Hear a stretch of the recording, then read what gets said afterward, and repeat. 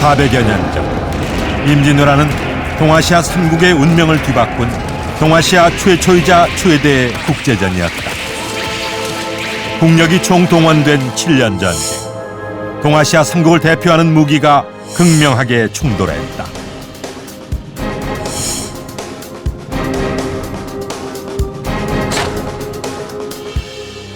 수많은 침략을 이겨낸 활은 예로부터 우리 민족의 대표 무기로 인정받았다.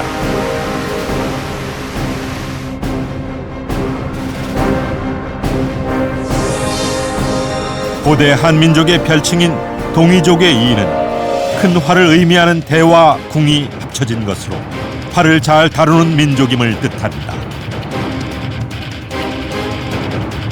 고대로부터 무의 전통을 오롯이 이어오고 있는 활은 어떻게 한민족 최고의 병기로 자리매김되었을까?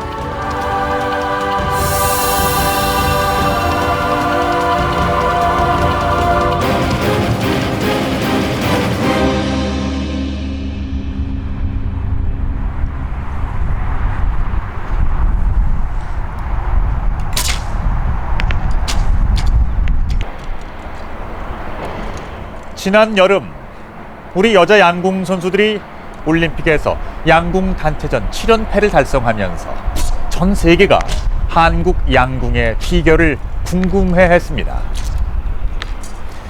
예로부터 우리 민족은 좋은 활을 만들어 왔고 그 활을 사용한 명궁들은 천하의 이름을 떨쳐왔죠.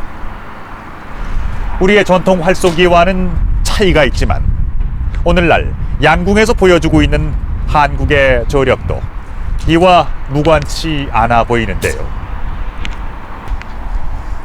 우리 민족 최고의 호국 무기였던 활. 그런데 임진왜란 때 이 활의 아성을 무너뜨리는 신무기가 등장합니다. 바로 조총입니다.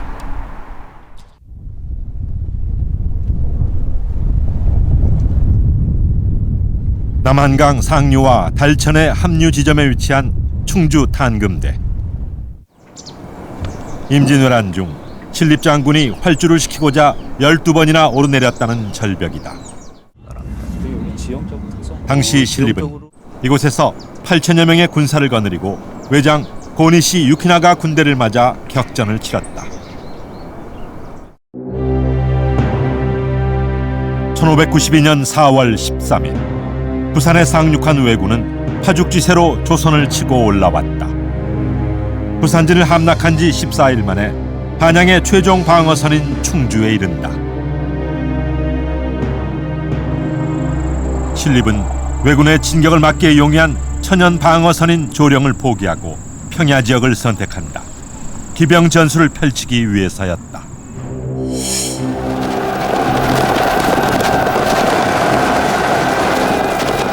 한금대에 배수진을 친 신립은 2만 왜군을 맞아 조선군 기병을 이용해 돌격 전술을 펼친다. 그러나 조선의 최정예 기병 부대는 왜군의 조총 앞에 속수무책으로 무너졌다.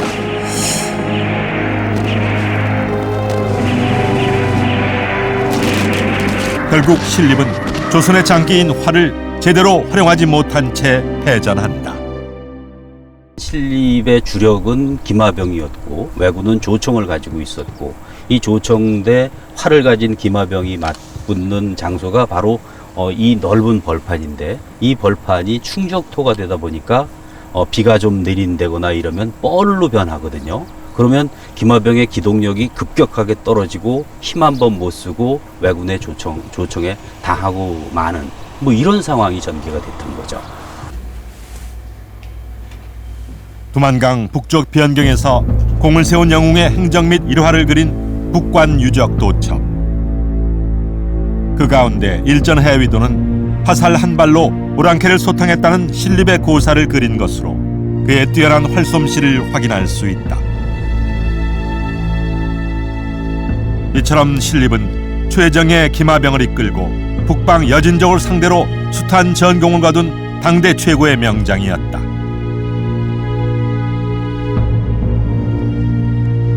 임진왜란 발발 12일 전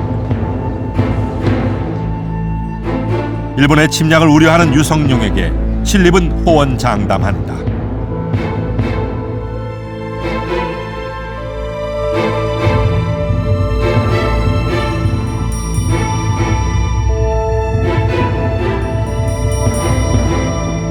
신립은 활로 무장한 조선군 기병의 우월성을 믿고 조총을 과소평가했다.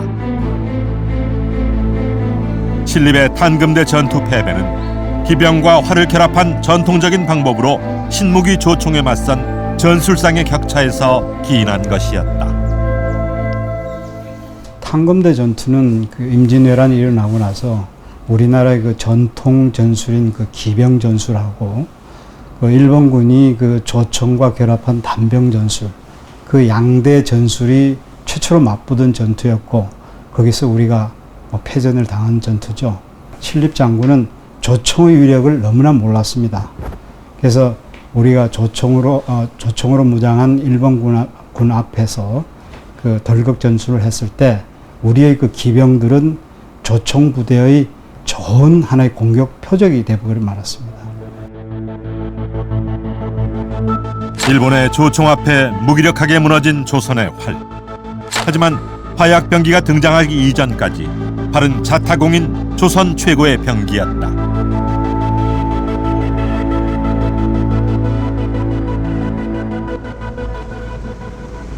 압록강변 도시 중국 단동에서 차로 5시간 거리에 위치한 랴오닝성 랴오양.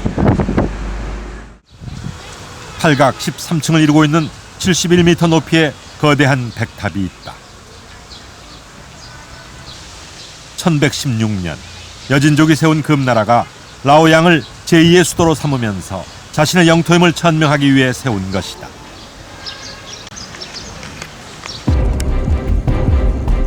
동북 만주 지역 원주민인 여진족은 조선 초기 압록강과 그 지류인 파저강 유역에 거주하며 틈만 나면 조선 변경을 침략하고 약탈을 일삼았다.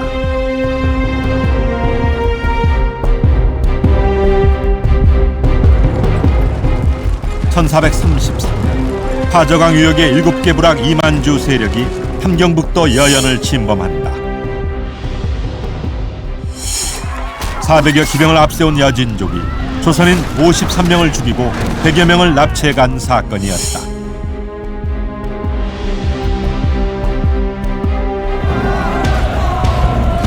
최윤덕 장군 휘하 조선 토벌군은 압록강을 도하해 파저강 유역의 여진족 부락을 기습 공격한다. 조선 전기, 조선군 전투력의 핵심은 단연코 기병이었다. 당시 토벌군 기록에 따르면 조선군 기병은 보병의 2배에 달했다. 조선 전기, 조선군 전술의 핵심은 단연코 활을 든 기병이었다. 조선 전기는 우리 역사상 기병의 능력이 가장 우수하게 발현된 시기를 볼 수가 있습니다. 그래서 몽골로부터 많은 영향을 받은 데다가 많은 기마를 우리가 육성을 하게 됩니다.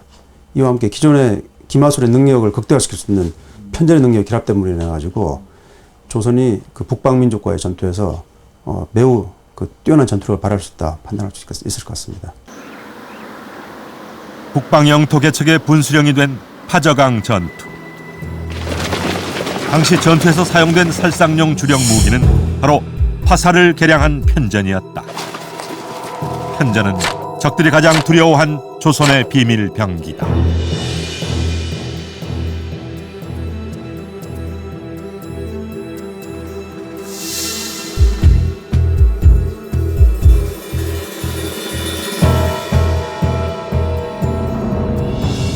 그렇다면 편전은 일반 화살과 어떻게 다를까?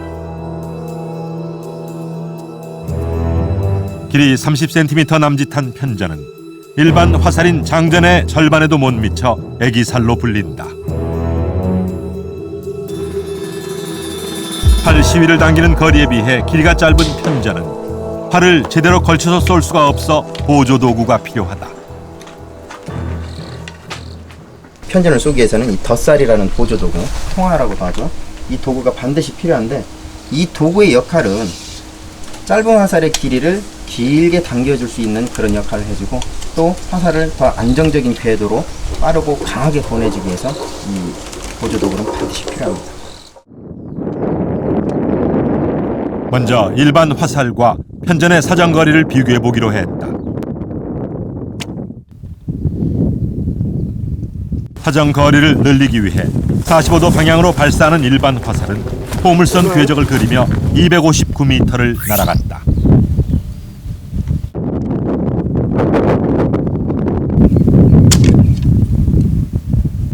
반면 직선으로 날아가는 편전의 사정거리는 383m.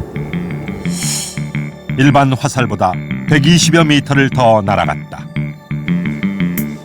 다음으로 발사 속도를 비교했다.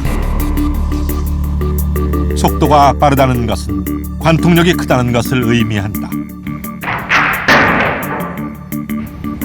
발사 속도 측정 결과 편전이 일반 화살보다 초당 19m 더 빨랐다.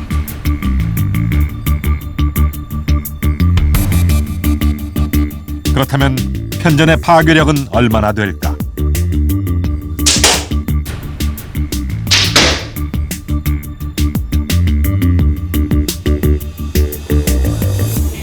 편전은 합판을 두 조각으로 쪼개며 4.3cm 두께를 그대로 관통했다. 일반 화살보다 사정거리가 긴 반면 날아오는 게 보이지 않아 맞으면 치명적인 편전. 여진족 기병을 격파하는 데 가장 강력한 무기였다.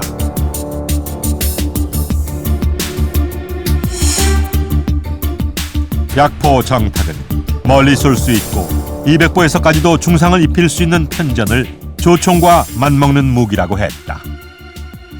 무엇보다도 편전이 상대방한테 진지로 떨어졌을 때 크기가 작고 또 통화라는 보조기구가 없기 때문에 그들이 이것을 재활용해서 우리 쪽을 향해서 다시 쏠 수 없는 그러한 그 무기로서의 장점들을 가지고 있었다 하는 점이지요. 화저강 토벌은 비밀병기 편전으로 무장한 조선군의 압승이었다.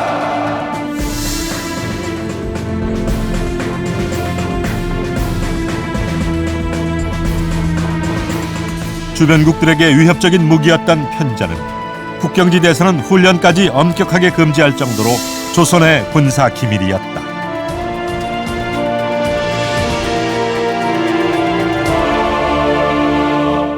우리 민족의 역사는 전쟁의 역사라 해도 과언이 아닙니다. 삼국시대 국군을 건 전장에서 살상 능력을 극대화하고 전술 효과를 최대화할 수 있는 무기 체계가 마련되면서 궁시는 전성기를 맞습니다. 수많은 이민족의 침략을 물리친 우리의 대표 무기 활과 화살. 가히 최종 병기라 불릴 만큼 한민족 최고의 호국 무기로 엄청난 위력을 발휘합니다.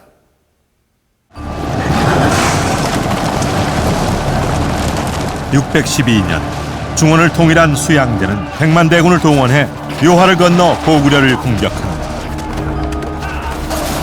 활을 주무기로 하는 고구려군의 저항은 완강했다.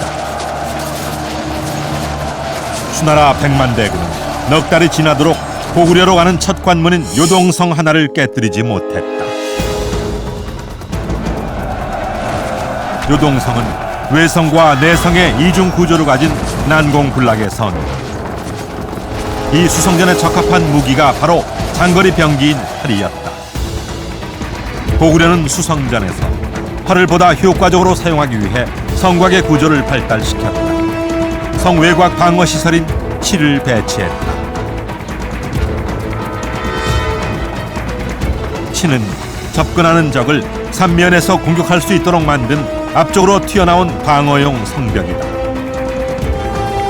성문을 보호하기 위해 만든 옹성 역시 성벽 위에서 적을 집중 공격하기 위한 시설이다. 사실은 수성전에서도 기병이 굉장히 중요합니다. 기병이 계속 적을 공격하고 교란하고 보급부대를 기습하고 동시에 수성을 통해서 적을 끌어들이고 이런 두 가지 양동작전인데요.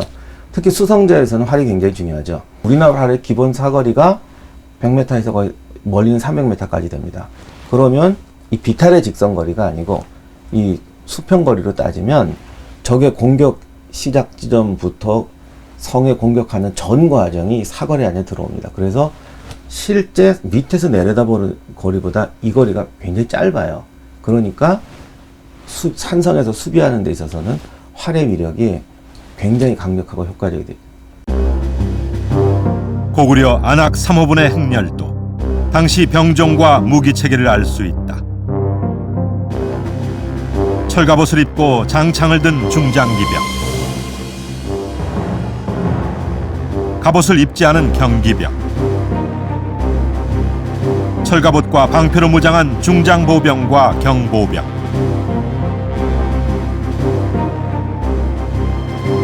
그리고 활을 든 궁수로 구성돼 있다.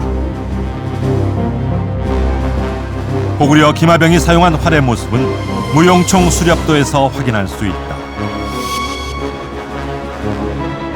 기병용 활은 말 위에서 쏘기 적합한 크기로 길이가 1m를 넘지 않는 단궁이다. 말 뒤쪽에 나타난 사냥감을 위해 몸을 뒤로 젖혀 쏘는 무사도 보인다. 파르티안 사법이다. 달리는 말 위에서 뒤를 돌아보며 쏘는 이 사법은 일찍이 로마군을 공포에 떨게 했던 초원 유목민족의 획기적인 기마술이었다. 고구려 같은 경우에는 이제 그 외에도 경보병도과 이제 경기병들이 이제 나타나게 됩니다. 결국 이제 그런 부분들은 이제 활을 활용을 해가지고서 기동성을 이용하고 또 이제 궁수를 이용을 해가지고서 적의 측면에서 적을 맥을 끊어놓는다든가 공격 후원해서 이제 공격을 하는 이제 그런 형태의 전술이 나타나는데 결국 이제 그런 부분들은 보병의 어떤 활동이라든가 그런 부분들을 적극적으로 지원하는 형태로 나타났다라고 보여집니다. 결국 그런 부분들이 이제 고구려가 동아시아의 최강 국가로 기능할 수 있는 하나의 이제 요소가 될 수 있다라고 보여집니다. 한강이 한눈에 내려다 보이는 아차산. 아차산 일대 발굴 조사에서 무려 21개 고구려 보루가 확인됐다. 보루는 1500여 년 전 고구려군이 집단으로 거주하던 군사유 중지다. 아차산 일대 유적지에서는 다양한 종류의 철제 유물이 출토됐다. 칼 손잡이 끝부분에 둥근 고리가 있는 환두 대도는 물론 쇠도끼와 창, 그리고 수천 개의 화살촉 등이 출토돼 고구려의 주력 무기를 확인할 수 있다. 이 아차산 일대에서 나오는 무기류는 실전에 사용한 무기들입니다. 그래서 날 부분이 갑옷이나 방패를 쉽게 뚫을 수 있는 높은 강도의 강철로 만들어져 있는데 특히 화살촉의 경우는 날 부분을 저희가 분석해 보면 탄소 함량이 0.5% 내외로 오늘날 일반적으로 말하는 특수강의 강도에 맞먹습니다. 그래서 모양과 강도 자체가 적의 갑옷이나 투구를 쉽게 관통할 수 있는 그런 강철로 되어 있는 게 특징입니다. 아차산에서 발굴된 화살촉을 바탕으로 고구려의 화살을 복원해 보기로 했다. 여기가 약간 두꺼우면서 여기 양쪽으로는 좀 날이 있어야 돼요. 화살촉의 재료가 되는 철은 0.51%의 탄소량을 가진 강철로 오늘날에도 특수 공구용으로 사용할 만큼 우수한 재질의 금속 소재다.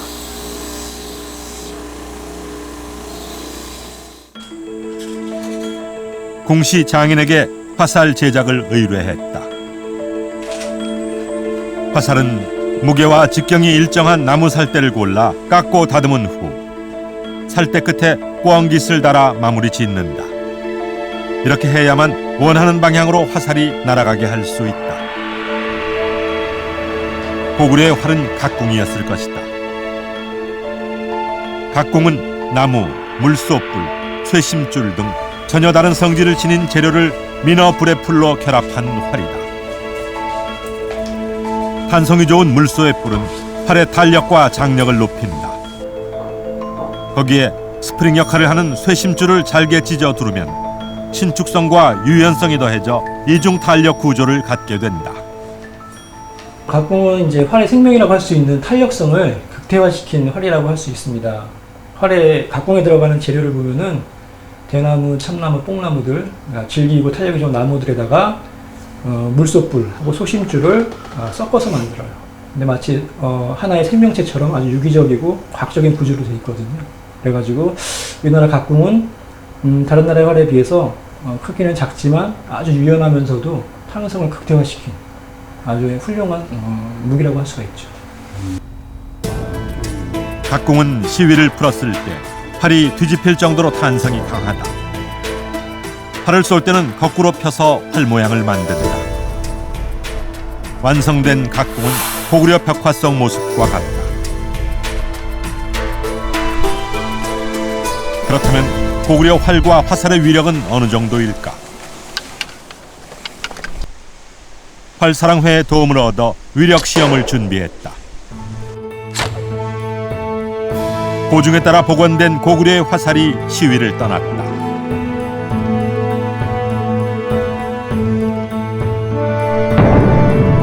화살은 0.3mm의 함석판 5장을 그대로 관통했다.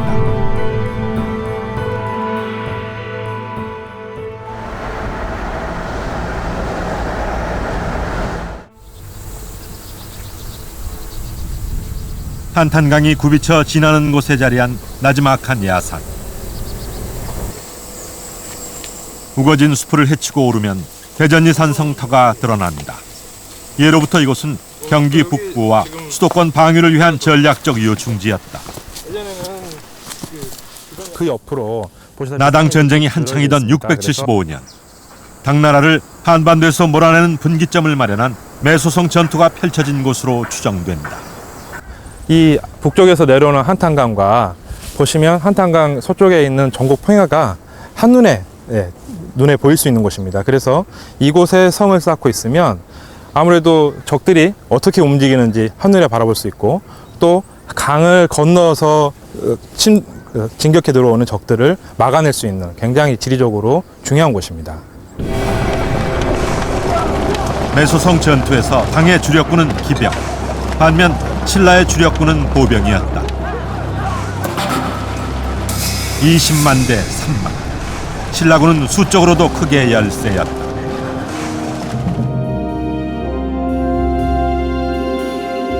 이 싸움에서 3만의 신라군은 매소성에 주둔한 20만 당군을 격파하고 말 3만 380필과 각종 무기를 노획하는 대전과를 올린다.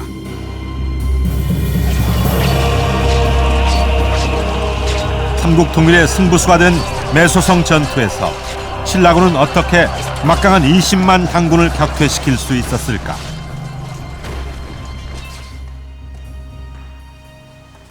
나당 전쟁의 격전지인 임진강 유역에서 출토된 커다란 화살촉에서 그 답을 찾을 수 있다.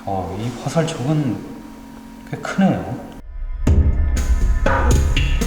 발굴된 화살촉의 길이는 22.5cm로 일반 화살촉의 2배에 이른다.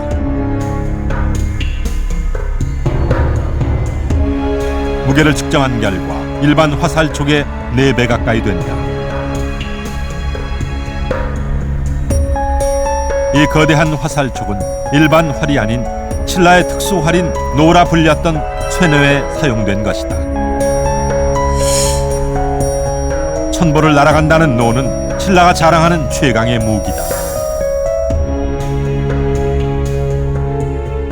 쇠뇌의 장점은 또 수성전을 하는 데 있어서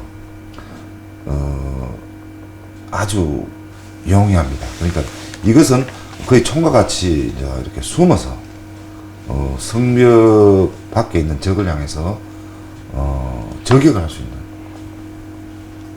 숨어서 저격을 할 수 있는 효과가 큽니다. 삼국시대 쇠뇌 가운데 지금까지 실물이 남아있는 것은 없다. 발굴된 발사틀을 통해 추정 복원한 여러 종의 쇠뇌가 있다. 순호기는 연속으로 화살을 발사시킬 수 있는 쇠뇌로 손과 팔의 힘이 아닌 기계적인 힘으로 화살을 발사한다.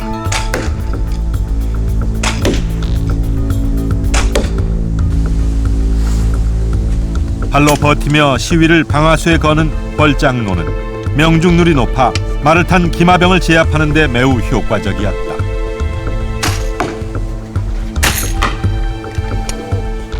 활보다 적중률이 높은 편입니다. 조준을 해서 쏠 수 있기 때문에 활보다 높은 편이고요. 활이 명중률을 높이기 위해서는 오랜 연습 기간이 필요한 데 비해서 이것은 활 시위를 당겨서 방아쇠에 걸 수 있는 힘만 있으면은 누구든 짧은 시간 안에 높은 명중률을 갖출 수 있는 거죠. 신라는 당나라의 기병을 상대하기 위해 강력한 파괴력을 가진 쇠뇌를 개발하고 노당이라는 특수부대를 운용했다. 신라의 쇠뇌는 당나라의 기병에 맞서 수적 열세를 극복할 수 있었던 최강 병기였다.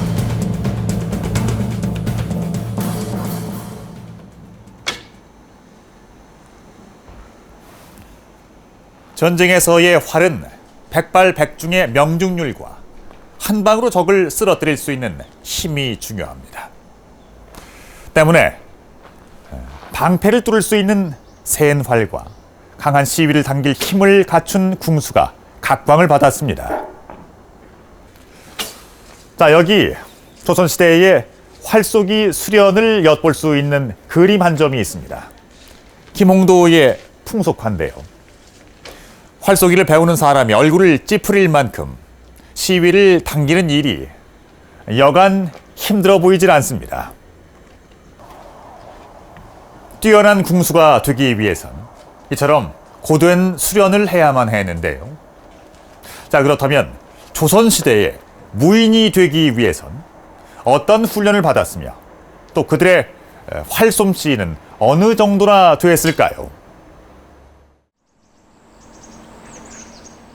들어올리고 서울 종로구 황학정에 마련된 국궁장. 활쏘기는 임금에서부터 일반 백성에 이르기까지 반드시 갖춰야 할 6가지 예 가운데 하나로 숭상되며 상무 정신을 고취시켜 왔다. 수년간 활쏘기를 수련해온 사수들에게도 145m 앞 관역을 명중시키기가 쉽지 않다. 양궁도 이 간음새 간음자가 있는데 이 우리나라 하는 부착물이 하나도 없습니다. 완전 오조전으로 해서 쌓아야 되고 자기 마음하고 일심동체가 돼야 되기 때문에 좀 굉장히 어렵습니다.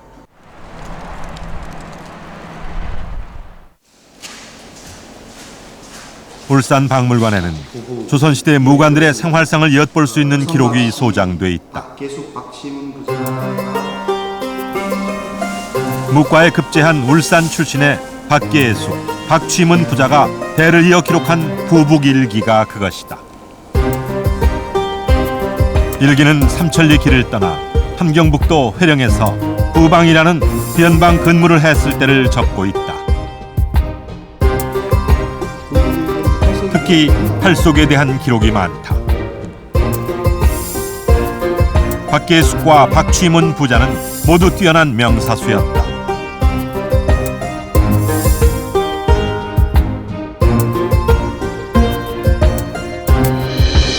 무관들은 활쏘기 시합을 즐겼다. 남물에서 활쏘기 시합을 하였는데 나와 허정도는 50발을 모두 명중시켰다. 그러자 구경하던 청나라 벼슬아치가 말하길 쏘는 것마다 관역을 맞추니 실로 보는 재미가 없다. 관역 한가운데 검은 관곡을 명중한 것만 점수로 계산하자 고 제안했다. 다시 50발을 쏘니 나는 50발을 모두 명중시킨 가운데 관곡에 46발을 명중시켰다.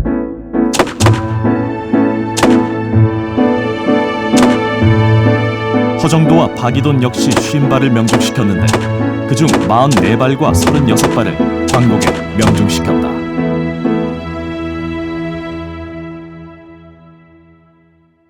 당시 활쏘기는 군사훈련이면서 체력 단련을 위해서도 했고요. 또 오락이나 여가 시간에도 이 활쏘기를 시합을 하면서 그렇게 보낸 것으로 나옵니다. 시합에서 우승을 하면은 큰 상도 받았고요. 곡식이나 술이나 생필품도 보상으로 받았고, 그래서 생활 자체 속에서 그 활쏘기를 서로 간에 그 경쟁하면서 연마했기 때문에 당시 무관들의 그 실력은 아주 그 대단했던 것으로 그렇게 기록이 되어 있습니다.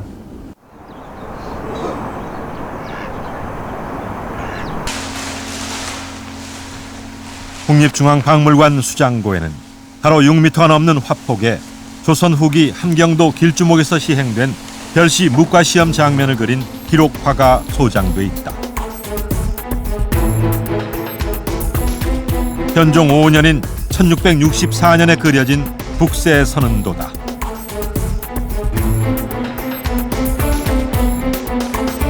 조선시대 무관이 되는 최우선 조건은 활쏘기와 말타기 실력이었다. 그림 속에는 말타기와 활쏘기를 결합한 시험 과목인 기사 장면이 포함되어 있다. 기록을 바탕으로 조선시대 무관들의 등용문이었던 묵과시험을 재현해보기로 했다. 합격 여부를 판가름하는 기사는 말을 타고 달리며 35보 간격으로 좌우에 설치된 5개의 표적을 번갈아 가면서 맞추는 방법으로 실시됐다.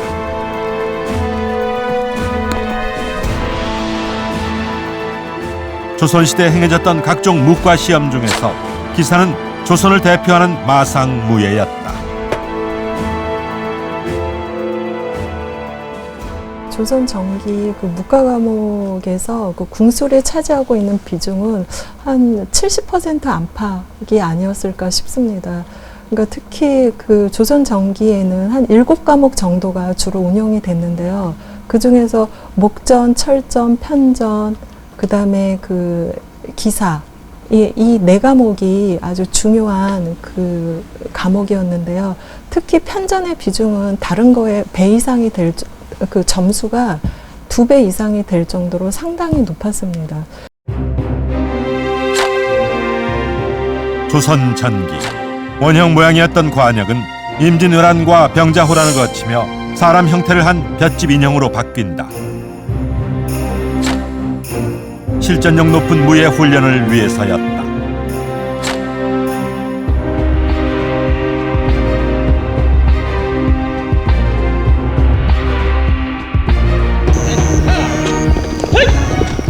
기병 훈련을 위한 마상무예로 모구가 있다. 말을 타고 달리며 앞에 말이 끄는 털공에 화살을 맞추는 일종의 모의 사냥 훈련이다.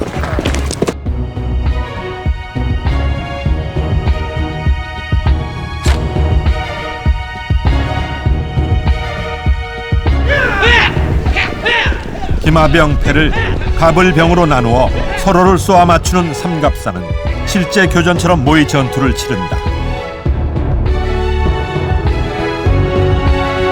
조선군 궁극의 무기 활.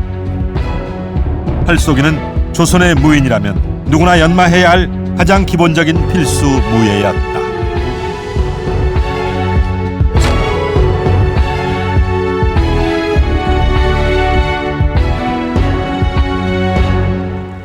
신식 무기인 화약병기의 출현을 경험했던 임진왜란 이후 조선에선 군사무기 전반에 걸친 일대 변화가 찾아왔습니다. 당시 조총의 도입은 수천 년 동안 우리 무기 체계에서 가장 중시했던 궁술과 기마 전술을 무너뜨렸습니다. 그럼에도 우리 묵과 내에서 궁술의 비중은 오히려 줄지 않았습니다. 궁술은 여전히 조선 유일의 무예이자 최고의 병기로서 조선 후기까지 장수를 선발하는 데 있어서 가장 중요한 시험 과목이었죠. 이는 신무기 개발의 필요성을 절감하는 동시에 우리 전통 재래무기 활용의 중요성을 재인식한 결과였습니다. 임진왜란 당시 전국 최초로 의병이 일어난 경남 의령군 세간리. 마을 입구에는 600년 된 은행나무가 서 있다. 외적이 부산포에 침입하자 곽재우는 나무에 큰 북을 매달아 놓고 치며 의병을 일으켜 훈련시켰다고 한다.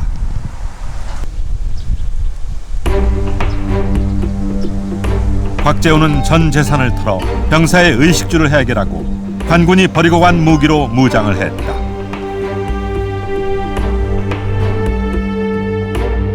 당시 조총으로 무장한 왜군의 공격에 압도당한 조선군은 제대로 대응도 하지 못한 채 연전연패하고 있었다.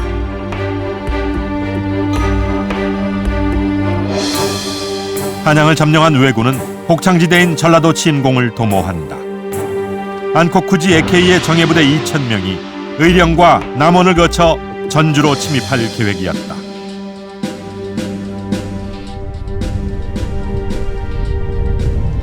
당시 정암지는 남강에서 가장 큰 나루터로 왜군의 호남 진격을 막기 위해서는 반드시 지켜야 할 요충지였다. 그 왜군들은 전라도 곡창지대를 노렸습니다. 군수 물품을 보급하기 위해서는 반드시 전라도 곡창지대가 필요했고, 그리고 왜군들은 전라도로 가는 최단거리인 이곳 정암진을 반드시 도하를 하려고 했던 겁니다. 왜군은 선발대를 정암진에 미리 보내 건너기 적합한 지점을 물색한 후 말뚝 표시를 박아놓았다. 이를 정탐한 곽재우는 말뚝 표시를 늪지대 방향으로 바꿔 꽂았다. 그리고 그 주위에 의병들을 매복시켰다. 유성룡은 평지가 아닌 지형지물을 이용해 매복한 후 일제히 기습 사격을 하면 조선군의 주력 무기인 활로도 충분히 승산이 있다고 판단했다.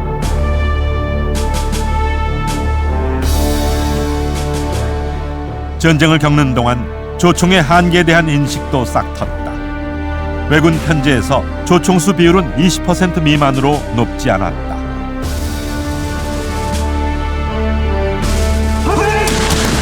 또한 조총은 재장전에 시간이 소요되어 활에 비해 발사 속도가 느리고 여러 발을 쏘고 나면 총신이 과열되기도 했다.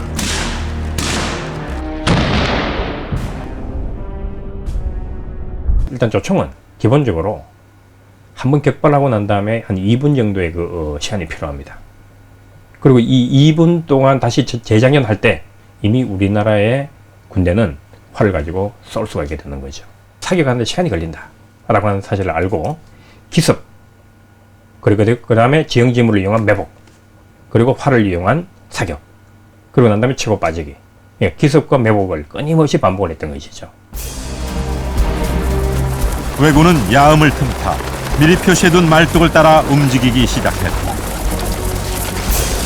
그러나 곧 늪지대에 발이 묶였다. 당황한 일본군의 전열은 급속히 흐트러졌다.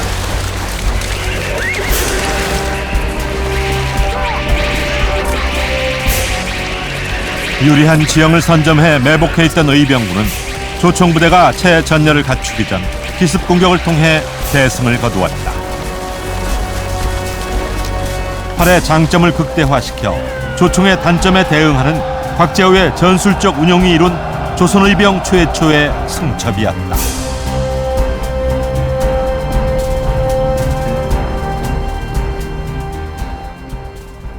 정암전투는 기습매복전의 전형적인 전투라고 볼 수 있습니다. 조총은 기본적으로 평지에서 대를 갖추고 사격할 때만이 그 능력이 극대화되게 됩니다. 그러나 기습매복전과 같은 경우에는 오히려 그 발속도도 빠르고 장전 시간 또한 그 소리가 들리지 않는 공시가 더 위력직을 발휘할 수 있습니다. 따라서 지형을 효과적으로 이용할 경우에는 오히려 조총이라는 우수한 무기체를 가진 그 일본군에 대해서도 효과적으로 승리를 할 수 있었다고 판단합니다.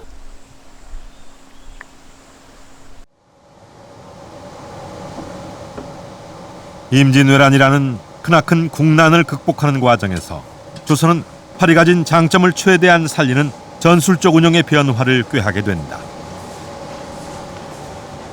1594년 겨울 유성룡은 무기체계, 편제, 전술 등 총 10개조의 개선책을 왕에게 건의한다.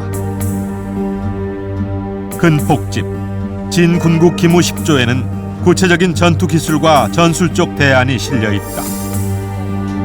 임진왜란 경험에 바탕을 둔 일종의 군대 개혁론이다.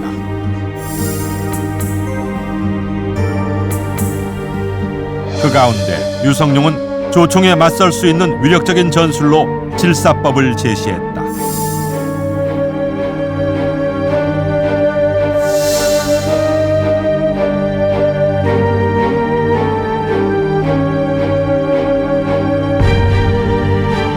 조총의 연속 사격술과 비슷한 질사법은 궁수를 3개조로 나누어 번갈아가면서 연이어 화살을 쏘게 하는 발사법으로 공격에 끊어짐이 없기 때문에 더욱 위력이 커진다.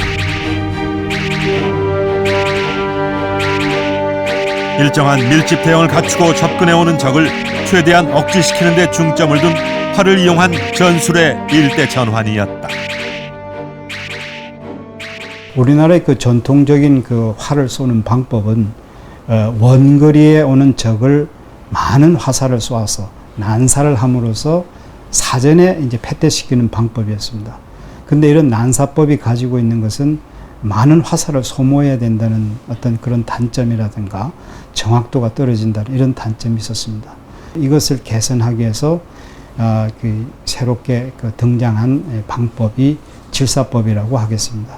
그 질사법을 하게 되면 연속적으로 활을 쏘게 됨으로써 조총병들이 재장전을 할 때 그 시간적 여유를 주지 않고 창검으로 덤벼드는 적의 그 근접전을 벌이는 적의 적군을 패퇴시키는 데도 상당한 효과가 있었습니다.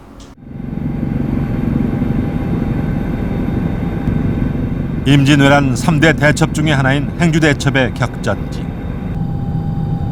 남쪽으로 한강과 접하고 있는 행주산성은 방어하기에 유리한 지역이었다. 하지만 산성이라고 하기에는 지대가 낮아 한강을 끼고 있는 작은 야산 진지에 불과했다.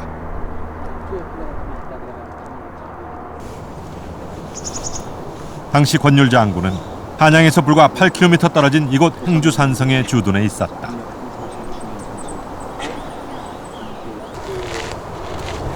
흙으로 쌓아 만든 토성이었던 행주산성은 수성전을 펼치기엔 불리한 구조였다.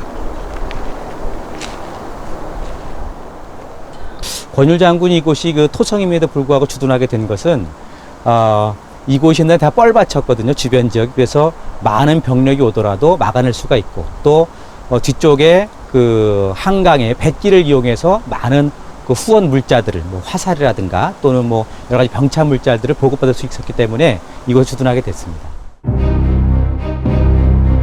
1593년 2월 12일 여명과 동시에 3만 명의 왜군이 행주산성을 포위하며 공격해왔다. 그러나 행주산성을 지키던 조선의 총병력은 왜군의 3분의 1에 불과했다.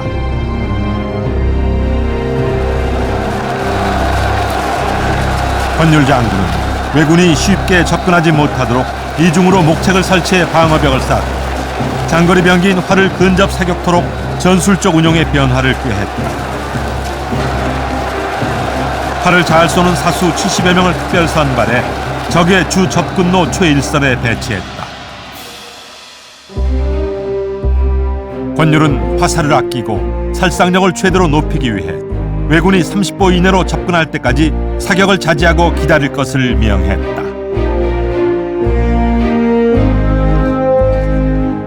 근사로 했을 경우에 30보 내 결국 이제 가까이 최대한으로 당겨서 적에게 사살을 하게 되면은 그 명중률은 높아질 거라는 거죠.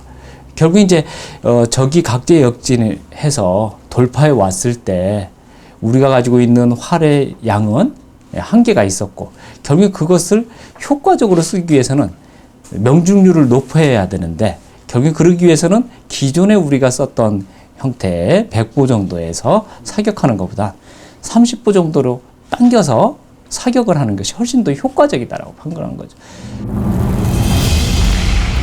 조선군은 일시에 대형 총통과 같은 화포를 쏘아대며 적의 기세를 꺾었다. 수적 열세에 있던 조선군에게 화기는 강한 파괴력을 가진 무기였다. 화약 무기의 공격을 뚫고 접근해오는 왜군은 일제히 활로 조준 사격했다. 조선군의 집중 포화 공격을 받은 적은 괴멸 상태에 빠졌다.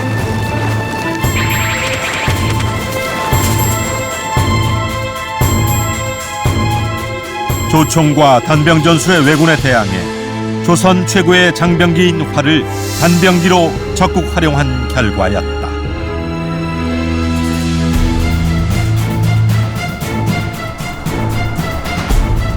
조선은 화기와 활을 상호 보완적으로 통합 운용하는 적극적인 전술의 변화로 왜군을 압도하고 승리할 수 있었다. 임진왜란을 계기로 화약무기가 많이 보급이 되게 됩니다. 그러나 화약무기는 궁십에서 몇 가지 측면에서 단점이 있습니다. 하나는 발속도가 빠르지 못합니다. 또 하나는 비바람이 불 경우에는 아예 발사가 되지 않는 그런 문제점이 있습니다. 그러한 단점을 보완한 무기체계로서 궁시는 대단히 유용한 무기체계를 할 수 있습니다. 비록 화약무기가 계속 그 전장의 주도권을 장하고 있습니다만 그런 상황 속에서도 궁시는 굳건하게 자기 위치를 자리매김했던 것 같습니다. 우리 역사에 있어 수천 년간 단절되지 않은 무의 아이콘 활. 활은 생존의 필수 무기이자 한민족 최고 병기로 거듭 진화해 왔다. 오랜 세월 강력한 주변국들 사이에서 우리 민족을 지킬 수 있었던 저력의 중심에 바로 활이 있었다.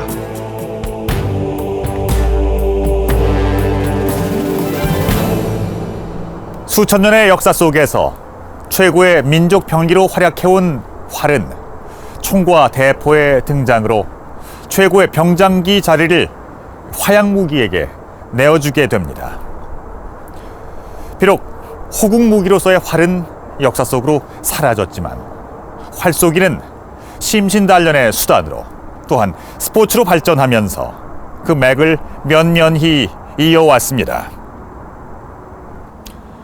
오늘날에도 우리 민족의 활솜씨는 세계 최고를 자랑하는 올림픽 양궁 종목을 통해 확인할 수 있습니다. 고대의 우리 민족을 일컫는 통이라는 이름이 의미하듯 우리의 피 속엔 활의 민족이라는 DNA가 이어져 오고 있는 것은 아닐까요?